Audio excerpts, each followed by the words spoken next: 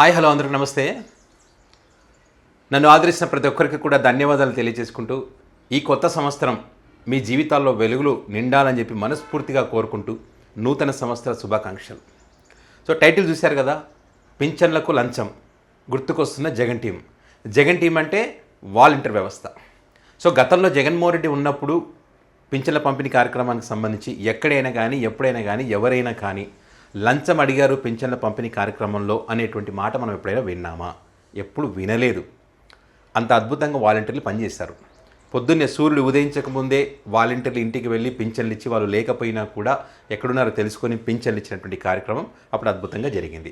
So ఆ volunteer వ్యవస్థ అంత అద్భుతంగా పనిచేస్తుంది కాబట్టి ఇలాంటి వ్యవస్థ కూడా మన రాష్ట్రంలో ఉండాలని వేరే రాష్ట్రాలకు సంబంధించినటువంటి ప్రభుత్వాలు కూడా ఈ వ్యవస్థ గురించి ఆలోచన చేశాయి. ఈ వ్యవస్థ మన రాష్ట్రం కొనసాగించాలని చెప్పి. సో ఇలాంటి వ్యవస్థ పైన ఎలాంటి రిమార్క్ లేకపోయినప్పటికీ కూడా మరి ఈ వ్యవస్థ కొనసాగితే జగన్మోహన్ రెడ్డికి మేలు జరిగే అవకాశం ఉంటుందని చెప్పి ఆ వ్యవస్థను ఎంత భ్రష్టు పట్టించాలో, ఎన్ని ఆరోపణలు చేయాలో అన్ని ఆరోపణలు ఆ వ్యవస్థ పైన చేశారు. కానీ ఎలక్షన్ టైం వచ్చేసరికి ఏంటి, ఈ వ్యవస్థ కనుక లేకపోతే మనకి ఇబ్బంది తలెత్తే అవకాశం ఉంటుంది.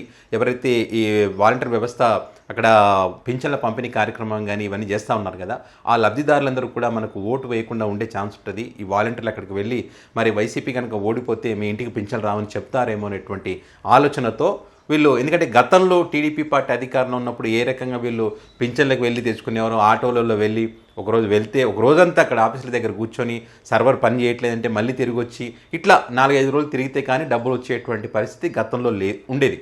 అలాంటి పరిస్థితులను జగన్మోహన్ రెడ్డి పూర్తిగా మార్చేస్తారు.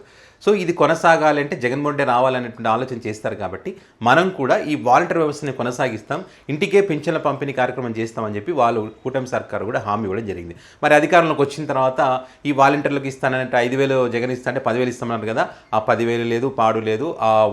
ఆ వ్యవస్థను నాశనం చేసి వాళ్ళు రోడ్డు పాలు చేశారు. ఇక పింఛన్ల కార్యక్రమానికి సంబంధించి అసలు అద్భుతంగా పింఛన్ల పంపిణీ కార్యక్రమం చేస్తూ ఉన్నాం.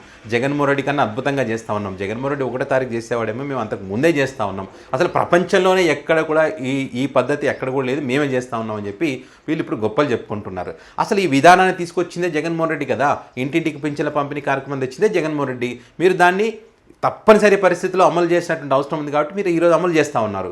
పైగా ఈ వెరిఫికేషన్ల పేరు మీద కొన్ని పింఛన్లు కూడా తీసేస్తూ ఉన్నారు. సో ఈ వెరిఫికేషన్ అనేటువంటిది ఎప్పుడైతే చంద్రబాబు నాయుడు గారు చెప్పారో దాన్ని ఆసరగా చేసుకొని ఇప్పుడు చాలామంది కూడా ఈ వెరిఫికేషన్లో మీ పేరు పోతుంది కాబట్టి మీరు ఒక 300 రూపాయలు ఇవ్వాలి అని కొంతమంది, లేదు 500 అని కొంతమంది, ఇంకో చోట 1000 ఇట్లా డబ్బులు వసూలు చేస్తూ ఉన్నారు. జమ్మలమడుగులో ఒక మహిళా ఎంప్లాయీ ఒక వృద్ధురాలకి పింఛన్ ఇస్తూ ఉంది. పింఛన్ ఇస్తూ ఉన్నప్పుడు ఆమెకు 4,000 ఇచ్చింది, అట్లా 300 అడిగింది. 300 ఎందుకు ఇవ్వాలి అని అంటే, ఈ నెక్స్ట్ వెరిఫికేషన్ జరుగుతుంది, ఆ వెరిఫికేషన్లో మీ పేరు ఉండాలంటే కనుక, అంటే మీ పేరు పోకుండా ఉండాలంటే కనుక ఖచ్చితంగా 300 ఇవ్వాలని చెప్పి ఆమె డిమాండ్ చేసిందంట. ఆ మహిళ వృద్ధురాలు చెప్పిందంట, నేను పింఛన్ తీసుకోవడానికి అర్హురాలిని కాబట్టి నా పేరు వెరిఫికేషన్ చేసుకున్నా చేసుకోకపోయినా ఉంటుంది, నేను ఎందుకు ఇవ్వాలని చెప్పి ఆ వృద్ధురాలు ఇవ్వలేదంట. సో అక్కడ ఉన్నటువంటి ఒక వ్యక్తి వీడియో తీశాడు దాన్ని. ఆ వీడియో తీసినప్పుడు ఆ మహిళ ఎందుకు ఇవ్వాలని అడిగితే, లేదు సార్ ఇది స్టేషనరీ కోసం తీసుకుంటున్నామని చెప్పి మళ్ళీ మాట మార్చినటువంటి పరిస్థితి ఆ మహిళ ఎంప్లాయీ. సో దానికి సంబంధించిన వీడియో ఒకసారి మీకు చూపిస్తాను.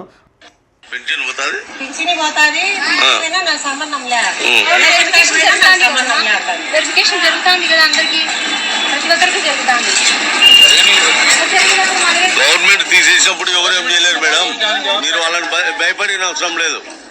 పక్కన ఉన్నటువంటి వ్యక్తి అడుగుతున్నాడు, కొద్ది రీసౌండ్ వస్తుంది కదా, ఆ పక్కన ఉన్నటువంటి అడుగుతూ ఉన్నాడు, ఎందుకు తీసేస్తారంటే వెరిఫికేషన్ జరుగుతుంది కదా, వెరిఫికేషన్ తీసేసినప్పుడు పోతుందని చెప్పి ఆ మహిళ ఎంప్లాయ్ అంటే ఆ వ్యక్తి అంటున్నాడు, వెరిఫికేషన్ జరిగినప్పుడు ఒకవేళ తప్పులుంటే పోతుంది, ఒకవేళ ప్రభుత్వం తీసేయాలనుకుంటే ఇంకా దానికి ఎవరైనా చేయలేరు మేడం అని చెప్పి ఆ వ్యక్తి అంటూ ఉన్నాడు.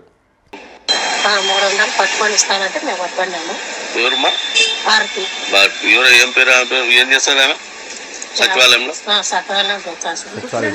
నేను మీకు తీసుకోకుంటే ఇప్పుడు ఇస్తాను, రేపు నెల వచ్చేటప్పుడు నాకు సంబంధం లేదు, బియ్యం కార్డు పింఛన్ పైన నాకు సంబంధం లేదు అంటారు. సో ఇది ఆ వృద్ధురాల దగ్గర ఖచ్చితంగా 300 కావాలని చెప్పి ఆ మహిళ ఎంప్లాయీ డిమాండ్ చేసిందంటే ఆ వృద్ధురాలే చెప్తా ఉంది. సో ఈ రకంగా ఈ పింఛన్ల పంపిణీ కార్యక్రమం జరుగుతూ ఉంది. ఇట్లా కొంతమంది లంచాలు అడుగుతూ ఉంటే, కొంతమంది ఈ పింఛన్ డబ్బులు తీసుకొని పారిపోతూ ఉంటే, అసలు అధికారుల దగ్గర ఉండాల్సినటువంటి డబ్బు మరి అధికార పార్టీకి చెందినటువంటి కార్యకర్తల ఇళ్లలో ఉంటే మళ్ళీ ఆ డబ్బులు చూపిస్తూ ఇట్లా చేతిలో పెట్టుకొని వాళ్ళు వీడియోలు తీస్తూ, ఇదిగో ఫ్రెండ్స్ రేపు ఇది పింఛన్ల పంపిణీ కార్యక్రమానికి సంబంధించినటువంటి డబ్బు నా దగ్గర ఉంది అని చెప్పి వాళ్ళు వీడియోలు తీసి మరి వాళ్ళు వాళ్ళ గ్రూపులలో పోస్ట్ చేస్తూ ఉన్నారు. సో మరి ఇంత జరుగుతూ ఉంటే కూడా మళ్ళీ వాళ్ళు అద్భుతంగా పనిచేస్తూ ఉన్నాం అని చెప్తా ఉన్నారు. సో ఇలా పింఛన్ల కార్యక్రమానికి సంబంధించి ఈ రకంగా జరుగుతూ ఉంటే చాలామంది లబ్ధిదారులు ఇబ్బందులు పడుతూ ఉంటే వాళ్ళు ఇప్పుడు జగన్మోహన్ రెడ్డి ఉన్నప్పుడే బాగుండేది, జగన్మోహన్ రెడ్డి ఉన్నప్పుడు వాలంటీర్లు ఇంటికి వచ్చి పింఛన్లు ఇచ్చిపోయేవాళ్ళు, మేము లేకపోయినా కూడా తర్వాత అయినా సరే వచ్చి మా పింఛన్లు మాకు ఇచ్చేవాళ్ళు, లేదా పలానా చోట మేము ఉన్నామంటే అక్కడికి వచ్చి పింఛన్లు ఇచ్చిపోయినటువంటి కార్యక్రమం గతంలో వాళ్ళు చేశారు. ఎక్కడా కూడా ఎప్పుడు కూడా ఎవరు కూడా లంచాలు అడిగినటువంటి పరిస్థితులు గతంలో లేవు, అప్పుడే బాగుండేదని చెప్పి ఇప్పుడు జగన్మోహన్ రెడ్డి టీం వాలంటీర్లను గుర్తు చేసుకుంటున్నారు. సో ఇది పింఛన్ల పంపిణీ కార్యక్రమం సంబంధించి కూటమి సర్కార్లో జరుగుతున్నటువంటి తీరు.